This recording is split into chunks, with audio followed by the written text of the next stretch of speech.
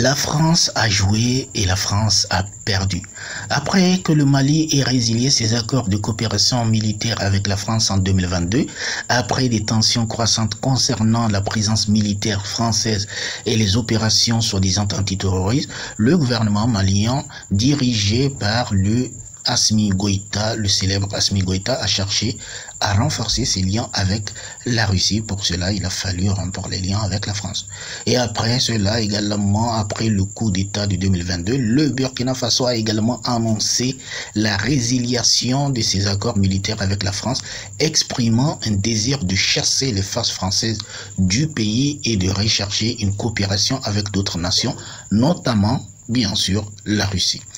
Et avant cela, nous avons vu, suite au coup d'État également en 2021, le gouvernement guinéen a commencé à remettre en question les accords de coopération avec la France, soulignant une volonté de réévaluer les relations historiques avec l'ancienne puissance coloniale, la fausse France-Afrique. Alors, après cela, nous avons vu également comme si la France est en train de chuter tout simplement à l'air libre. La Centrafrique aussi, qui avait auparavant, bien que les relations avec la France aient été complexes, la République centrafricaine a également vu ses voix s'élever contre l'influence française, en particulier dans le complexe de l'assistance militaire soi-disant et l'ingérence politique.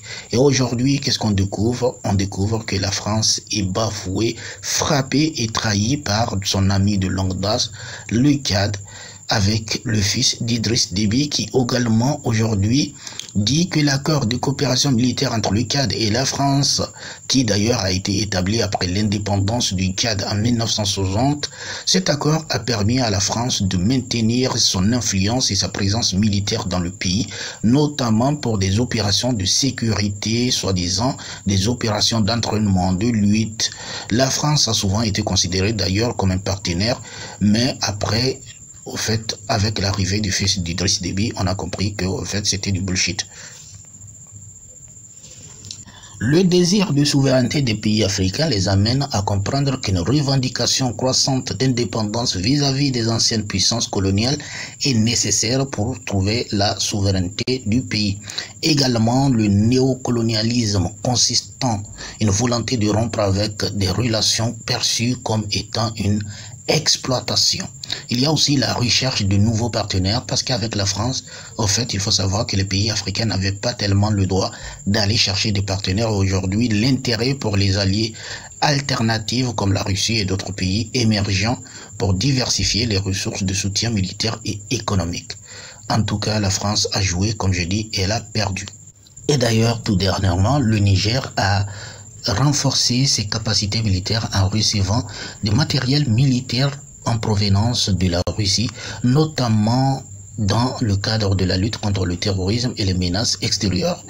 Cette coopération s'inscrit dans un contexte où de nombreux pays africains cherchent à diversifier leur partenariat militaire face à des défis sécuritaires croissants, notamment l'insécurité du terrorisme du Sahel. La Russie a renforcé sa présence sur le continent africain, proposant des équipements et des assistances militaires à plusieurs pays, souvent à des réponses et à des demandes d'aide pour faire face à des groupes armés.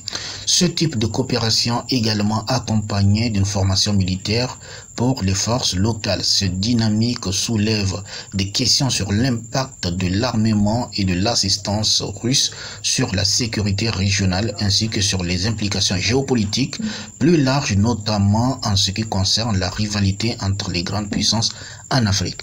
Adieu, on peut dire tout de suite bye bye, adieu la France.